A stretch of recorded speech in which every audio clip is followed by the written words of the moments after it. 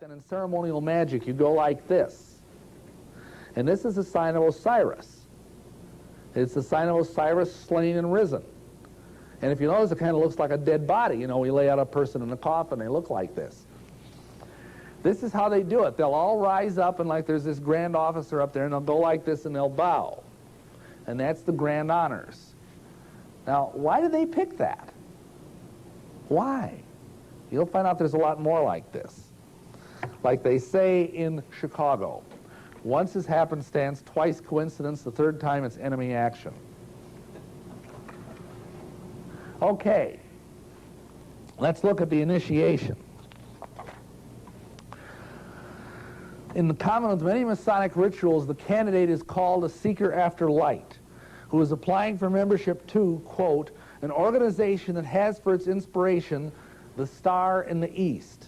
You, like three wise men, have been led by that light, unquote. The following speech is then read to the candidate. Here's the quote. Life is a labyrinth, through which we would all wander blindly if it were not for an all-seeing eye that watches over us and an all-powerful hand that guides us on our way. This order is founded on a belief in the existence of a supreme being that rules the universe for good, and no one can become a member of the order who does not hold this belief. Therefore, before I can guide you to the chapter room, you must give me a brief and truthful answer to the following questions. Do you believe in the existence of a supreme being? Okay. Now, of course, the person will usually answer yes, and if they don't, they aren't allowed to be an Eastern Star member. But the interesting thing is, first of all, we're going to talk more about this labyrinth later, but that's where you first hear the word. And what that means is that's the path that they take, the kind of winding path around the 5 points of the star as they learn these valuable spiritual lessons. Of course, we have our old Masonic idol showing up, the all-seeing eye, which is actually a symbol of Osiris, the slain and risen god of the Egyptians. And note that again, although this is all couched in very Judeo-Christian terminology, any supreme being will do. A witch, like me, could join the Eastern Star. A Buddhist, a Hindu, a Muslim, a Satanist even, could join the Order of the Eastern Star. In fact, I know personally of one guy who was one of the associate patrons in the city of Milwaukee who was a flat-out Satanist. And he was the associate patron.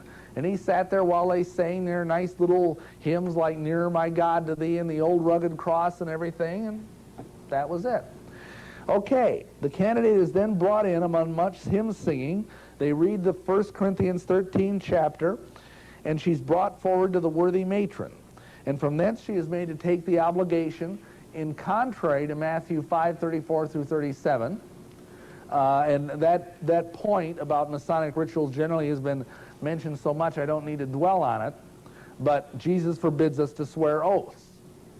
Then she is led around the labyrinth of the star points and given lessons from each officer. And now we're going to get into some more depth about these different star points. The dangerous lessons of Ada. Okay, first of all, realize that the Eastern Star rituals and books that are written by members of the order all proclaim proudly that Jephthah was a Mason. Okay, so now we understand why it's so important that he has to keep that oath. In the ritual, we are told, contrary to the Bible, that Jephthah bade his soon-to-be sacrificed daughter farewell. Then he took a veil and threw it over her face to shield her from the horror of seeing the blow coming that would slay her. Ada supposedly took off the veil to face her death boldly. He put it back on, she took it off. He put it back on, she took it off. Then finally, without the veil, casting her eyes upward, she invited the fatal blow.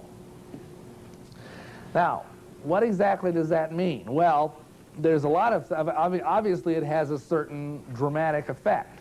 But beyond that, there's some hidden allegory going on. The veil is a common feature of pagan priestesses. Ever wonder why the nuns in the Catholic Church used to wear veils?